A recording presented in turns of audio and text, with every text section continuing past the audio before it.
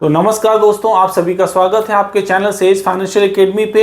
जैसा कि ये वीडियो हमने इंपोर्ट से रिलेटेड इंफॉर्मेशन और नॉलेज शेयर करने के लिए बनाई थी। तो पिछले वीडियो में हमने कवर किया था इंपोर्ट होता क्या है, इंपोर्ट के लिए क्या क्या फैक्टर्स इंपॉर्टेंट होते हैं और क्या क्या एलिजिबिलिटी होती है। इंपोर्ट के बचे हुए टॉपिक को कवर करते हैं इस पार्ट में। तो चलिए स्टार्ट करते हैं इंपोर्ट के टॉपिक को।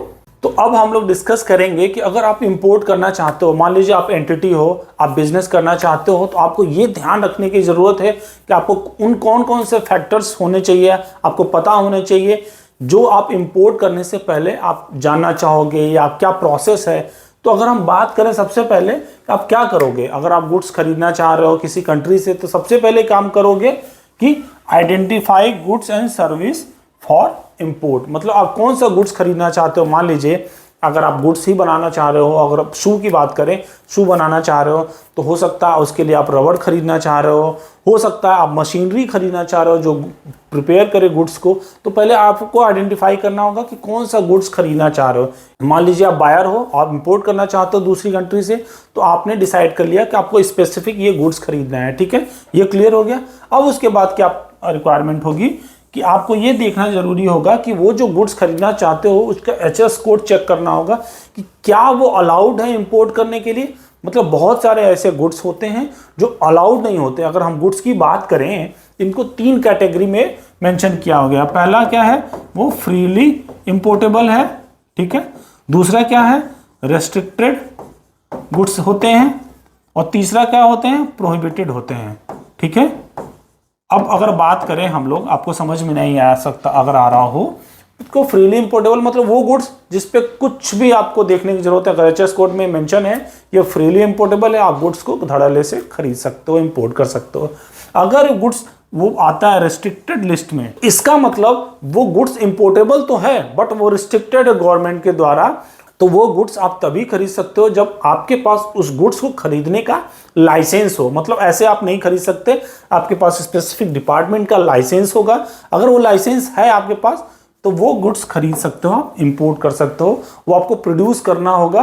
जब भी आप गुड्स के अगेंस्ट पेमेंट करोगे वो लाइसेंस यूटिलाइज होगा। आपका स्पेसिफिक बैंक एडी कोड जो होगा, जो भी एडी बैंक होगा वो यूटिलाइज करेगा, देखागा ये एचएस कोड का गुड्स खरीदने जा रहे हो तो स्पेसिफिक क्रॉस चेक करेगा और उसके लिए आपको लाइसेंस की डिमांड करेगा। जब लाइसेंस प्रोड्यूस करोगे तो उसको यूटिलाइज करेगा। तो ये क्लियर हो गया। और तीसरा अगर आता है उसको बोलते हैं प्रोहिबिटेड गुड्स। प्रोहिबिटेड गुड्स मतलब आप खरीद ही नहीं सकते, वो इंडिया के टेरिटरी में ही नहीं आ सकता। जैसे मान लीजिए बॉम्ब हो गया, कोई एक्सप्लोसिव हो गया, तो आप नहीं खरीद सकते। तो ये क्लियर हो गया। तो ये कैसे पता चलेगा, एचएस कोड से। आपको ये पता करना होगा कि ये एचएस कोड चेक करिए, और गुड्स का एचएस कोड जब क्लियर हो तो आप उसके बाद में थॉरोली इंफॉर्मेशन इंक्वायर करिए कि ये खरीदने के लिए एलिजिबल है कि नहीं। चलिए क्लियर हो गया। तब हम लोग तीसरे पॉइंट पर बात करते हैं, क्या है, आइडेंटिफाई द कंट्री। तो मतलब गुड्स को खरीदने के लिए अभी तो ये क्लियर हो गया कि कौन सा गुड्स खरीदना है। ठीक है, उसके बारे में क्रॉस चेक कर लिया आपने कि हाँ गुड्स इंपोर्टेबल है। अब देखेंगे कि वो गुड्स कौन सी कंट्री में चीपेस्ट है, क्वालिटी बेस्ड है, उसके सप्लायर अच्छे हैं, उसके ट्रांसपोर्टेशन की प्राइस भी चीपर है। तो ये सारी एलिजिबिलिटी के अकॉर्डिंगली आपको चेक करना होगा वो कौन सा कंट्री, मतलब आपको आइडेंटिफाई करना होगा ये चाइना में गुड्स अच्छा मिल रहा है, यूएसए में मिल रहा है, जापान में मिल रहा है, कोरिया में मिल रहा है, हांगकांग में मिल रहा है, या with in country he available है। तो आपको क्रॉस चेक करना पड़ेगा। जब आप डिसाइड कर लिए कि कौन सी कंट्री है, तब जाके आपको उस कंट्री के लिए सप्लायर ढूंढने पड़ेंगे जो आपको सामान प्रोड्यूस करके आपको डिलीवर कर पाए। ठीक है, तो क्या होगा अगला पॉइंट, आपको सेलर ढूंढना होगा। जैसे ही आपको सेलर ढूंढेंगे तो इसमें आपको बेस्ट सेलर ढूंढना पड़ेगा। कैसे, जैसे बहुत सारे सेलर होंगे, उनको आप कोटेशन दोगे, उनसे आपकी डिमांड करोगे कौन से चीपेस्ट प्राइस में देगा, उसकी क्वालिटी अच्छी होगी, आपको पेमेंट टर्म अच्छे से अच्छा देगा। पेमेंट टर्म अगर नहीं समझ में आ रहा होगा तो वो कई सारी पार्टियां बोलती हैं आपको एडवांस पैसा दोगे तब आपको डिलीवर करेंगे। कुछ पार्टियां ऐसी होती हैं जो बोलती हैं मैं आपको गुड्स दूंगा, बाद में आप पैसे देना। तो आपके लिए वो कौन सा बेस्ट होगा, जो आपको गुड्स पहले दे दे, पैसे बाद में मांगे। तो वो देखना होगा पेमेंट टर्म किसका कितना आपके लिए फेवरेबल है। ये क्लियर हो गया। तो अब हम लोग किस पे बात करेंगे, पेमेंट टर्म। अभी जो हमने डिस्कस किया, मतलब पेमेंट टर्म कि कोई पार्टी बोल रही है कि मुझे पहले पूरा पैसा दीजिए। मान लीजिए $1,00,000 का अपने गुड्स खरीद रहे हो उस पार्टी से, वो बोल रहा है नहीं मैं आपको कुछ भी नहीं दूंगा, पहले सबसे पहले आपको क्या करना होगा, मुझे पैसे देने होंगे। मतलब $1,00,000 आप उसको ट्रांसफर करोगे तब जाके वो गुड्स देगा। कल को अगर उसने पैसे के बदले गुड्स नहीं दिए तो आपका $1,00,000 डूब सकता है। तो ये कितना बड़ा रिस्क है।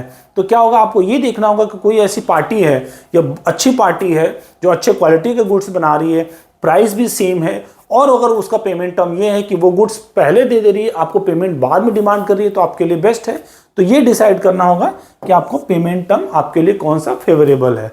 ये सारी चीजें क्लियर होंगी। अब इसमें सबसे इंपॉर्टेंट पॉइंट आता है, वो आता है इनकोटर्म, जो मैंने लास्ट के लिए रखा है। इनकोटर्म अगर आप में से बहुत सारे लोगों को नहीं पता तो मैं बताता हूं। इनकोटर्म का मतलब वो टर्म होता है जिसमें ये बताते हैं कि गुड्स की रिस्पॉन्सिबिलिटी सप्लायर कंट्री से लेके बायर कंट्री तक किसकी है। तो ये सारा चाहे ट्रांसपोर्टेशन हो, इंश्योरेंस हो या कस्टम ड्यूटी हो, जो भी कॉस्ट इन्वॉल्व है गुड्स सप्लायर की कंट्री से बायर कंट्री में आने में, और रिस्पॉन्सिबिलिटी ये इनकोटर्म डिसाइड करता है। तो ये आपको बहुत ध्यान देने की बात ये है कि ऐसा तो नहीं कि आपने पेमेंट टर्म तो क्लियर कर लिया अपने सप्लायर से, बस उसने बोला कि आप गुड्स हमारे गोडाउन से आके लेके आइए। मतलब चाइना की पार्टी है तो आपको क्या होगा, आपको जाना पड़ेगा इंडिया से वहां और उसको सामान उठा के आपको इंडिया में लेके आना पड़ेगा। तो पता चला आपको इतनी कॉस्टिंग पड़ गई तो वो गुड्स आपके लिए बहुत महंगा पड़ गया। तो ये भी देखना जरूरी होगा कि इनकोटर्म में आपके लिए कौन सा बेस्ट सुटेबल है। ऐसा अगर इनकोटर्म है जो आपके लिए घर पे ही सामान डिलीवर करा दे तो वो आपके लिए बेस्ट होगा। इसमें बहुत सारे इनकोटर्म है, अभी 11 इनकोटर्म है जो एक्स वर्क से शुरू होते हैं। एक्स वर्क मतलब जो सप्लायर के गोडाउन से लेके और यहाँ पे डिलीवरी ड्यूटी पेड DDP मतलब इंडिया में सप्लाई प्रोवाइड करने तक। तो ये बताता है कि सप्लायर से लेके इंडिया के बायर तक कौन कितनी रिस्पॉन्सिबिलिटी उठाएगा, कौन बियर करेगा उसकी कॉस्ट को, वो बताता है इनकोटर्म। हम इसको डिटेल में भी डिस्कस करेंगे आने वाले चैप्टर्स में। अभी हम आपके लिए बताएं कि कौन कौन से फैक्टर इंपॉर्टेंट रोल प्ले करते हैं एक इंपोर्ट करने के लिए। तो अब आइडेंटिफाई कर लिया आपने कि कौन सा गुड्स खरीदना है, आपने डिसाइड कर लिया किस कंट्री से खरीदना है। अब ये भी डिसाइड कर लिया कि कौन सा सप्लायर होगा, पेमेंट टर्म भी डिसाइड कर लिया, इनकोटर्म भी डिसाइड कर लिया। ये क्लियर हो गया। तो आप में से बहुत सारे लोग जो फॉरेन एक्सचेंज में हैं या इंपोर्ट एक्सपोर्ट में अपना करियर बनाना चाहते हैं, इंफॉर्मेशन लेना चाहते हैं, लर्निंग करना चाहते हैं, उनके लिए प्रैक्टिकल इंफॉर्मेशन भी होना बहुत ज़रूरी है। तो इस चीज़ से हम लोग प्रैक्टिकली भी देखेंगे कि किस तरीके से कैसा पेमेंट और कैसे गुड्स की मूवमेंट होती है एक कंट्री से दूसरी कंट्री में। तो चलिए स्टार्ट करते हैं। सबसे पहले एक एग्जांपल लेते हैं। अगर मान लीजिए आपने पेमेंट करी, मतलब आपका जो सप्लायर है उसने बोला कि बॉस ठीक है मुझे कुछ पेमेंट करिए सो दैट मैं आपका गुड्स को बनाना शुरू करता हूँ, आपके लिए प्रिपेयर करता हूँ। मान लीजिए आपके गुड्स की कॉस्ट है $1,00,000। उसने बोला कि आपको 20% आपको मुझे देना होगा, 80% जब मैं गुड्स आपके कंट्री को डिस्पैच कर दूंगा तब दीजिएगा। तो आपने बोला ठीक है। तो आपने क्या हुआ, $20,000 उसको भेज दिया और उसने गुड्स प्रिपेयर करना शुरू कर दिया। तो सबसे पहला क्या होगा, टर्म आपको पेमेंट करना होगा किसको, सेलर को।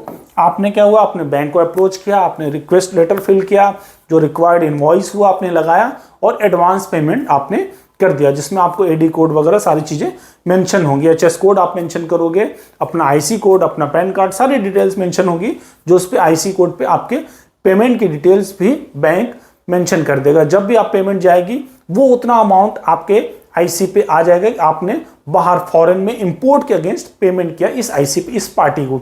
जब भी गुड्स आएगा तो वो अमाउंट यूटिलाइज होगा, ये ध्यान देने की बात है, वो अमाउंट यूटिलाइज होगा bill of entry. For example $1,00,000 की पेमेंट थी, आपने 20,000 कर दी, और जब 80,000 आप पेमेंट करोगे तो टोटल 20 और 80 1 लाख का होगा। जब आपका गुड्स आएगा 1 लाख का तो वो 80 और 20 से वो क्लोज हो जाएगा। 1 लाख ये होगा पेमेंट और 1 लाख का गुड्स होगा। ठीक है, ये पेमेंट कर दिया आपने। अब दूसरा होगा, सेलर क्या कर लेगा, सेलर ने गुड्स को प्रिपेयर किया और डिस्पैच कर दिया। क्लियर। अब मान लीजिए पेमेंट दोबारा करना है नहीं करना है वो आपकी अंडरस्टैंडिंग है। यहाँ पे क्या होगा, गुड्स को बनाया और गुड्स को डिस्पैच कर दिया। उसके साथ साथ अब क्या करेगा, जैसे गुड्स डिस्पैच करेगा वो गुड्स के डॉक्यूमेंट्स को भी डिस्पैच करेगा। आपको मान लीजिए उसने बताया कि ठीक है आपने पेमेंट कर दिया, आपने डिटेल्स उसको भेज दी, उसने गुड्स को डिस्पैच किया, और गुड्स के जो भी ओरिजिनल डॉक्यूमेंट्स कंटेनर से रिलेटेड, चाहे बिल ऑफ लेडिंग हुआ, चाहे सर्टिफिकेट ऑफ ओरिजिन की बात हो रही है, चाहे पैकिंग लिस्ट हो गया, चाहे कॉमर्शियल इनवॉइस हो गया, जो भी रिक्वायर्ड डॉक्यूमेंट्स हैं, कोई सर्टिफिकेशन हो गया, तो वो सारा डिस्पैच कर देगा आपको। क्योंकि ओनरशिप ऑफ डॉक्यूमेंट्स वही होता है, जब तक ओरिजिनल डॉक्यूमेंट्स नहीं आए तब तक आप कस्टम को प्रोड्यूस नहीं कर पाओगे और आप माल नहीं छुड़ा पाओगे। तो ये क्लियर हो गया। तो जैसे ही उसने डॉक्यूमेंट डिस्पैच किया आपको डॉक्यूमेंट्स मिल गया, और डॉक्यूमेंट्स के मिलते ही आप क्या करोगे, आप बिल ऑफ एंट्री की फाइलिंग करोगे। मतलब आप क्या करोगे, आइस गेट पे जाओगे, आप उसके अकॉर्डिंगली डिटेल्स और फाइल करोगे कि ये मेरा गुड्स है जो लगने वाला है कस्टम पे, सो दैट कस्टम क्या करेगा, उस डिटेल के अकॉर्डिंगली आपके गुड्स की इंस्पेक्शन करेगा। तो क्लियर हो गया। आप सबसे पहले गुड्स के डॉक्यूमेंट्स आते ही आप बिल ऑफ एंट्री की फाइलिंग करोगे, चाहे आप करोगे चाहे आपका CHA, सो दैट वो गुड्स की इंफॉर्मेशन कस्टम्स को मिल पाए। ठीक है, जैसे ही वो पोर्ट पे आएगा उसके बाद क्या करेगा, कस्टम जो है वो क्रॉस चेक करेगा, इंस्पेक्ट करेगा गुड्स को। किससे इंस्पेक्ट करेगा, जो भी आपने डिटेल फाइल करी उससे मैच ऑफ करेगा कि क्या वो गुड्स वही सब है जो आपने मेंशन किया, उसकी सारी डिटेल्स, उसकी वैल्यूएशन लगाएगा और वो क्रॉस चेक करेगा। तो ये आपको पता होना चाहिए कैसे फ्लो करता है गुड्स, वहां से चलता है, पेमेंट कैसे करते हो, गुड्स इंडिया में कैसे आता है। यहाँ पे क्या हुआ, इंडिया की टेरिटरी में एंटर हो गया और ये कस्टम वेरिफिकेशन कर रहा है। ठीक है, उसके बाद क्या करेगा, जैसे वेरीफाई करेगा ड्यूटी का डिटरमाइन करेगा कि इसके लिए कौन सा ड्यूटी का स्लैब है एप्लीकेबल। जो भी गवर्नमेंट का उसके लिए स्लैब होगा वो ड्यूटी की वैल्यू बताएगा आपको, और आपको क्या करना होगा, आप उसकी ड्यूटी का जो भी डिटर्मिनेशन है, जो भी वैल्यू है, फाइनल वैल्यू आपको पे करना पड़ेगा। और जैसे ही आप पे करोगे आप क्या करोगे, गुड्स को रिलीज करा पाओगे कस्टम डिपार्टमेंट से। तो यहाँ पे ये सारा प्रोसेस समझ में आया कि कस्टम की ड्यूटी पे करोगे उसके बाद ही जाके गुड्स को रिलीज करा पाओगे। और जब गुड्स को रिलीज करोगे तो आप उसको अपने गोडाउन या जहां भी रिक्वायर्ड प्लेस पे लेके जा सकते हो। तो ये जो है ये फ्लो है, कैसे कोई इंपोर्ट करता है, उसकी पेमेंट से लेके इंडिया के उसके वेयर हाउस तक आने का क्या फ्लो है, ये सारा फ्लो है। आप में से जो भी लोग फॉरेन एक्सचेंज या इंपोर्ट एक्सपोर्ट के बारे में जानना चाहते हैं या बैंकिंग इंफॉर्मेशन, बैंकिंग में करियर बनाना चाहते हैं, तो उनके लिए ये इंफॉर्मेशन बहुत ही हेल्पफुल होगा, बहुत ही बेनिफिशियल होगा। अब हम लोग नेक्स्ट पार्ट में सीखेंगे इंपोर्ट के बारे में डीपली। होप आपको ये वीडियो काफ़ी पसंद आया होगा। अगर ये वीडियो आपके लिए काफ़ी इंफॉर्मेटिव लगा हो तो प्लीज़ लाइक करिए, सब्सक्राइब करिए और नेक्स्ट पार्ट के लिए मुझे कमेंट करके बताते रहिए। Thank you everyone.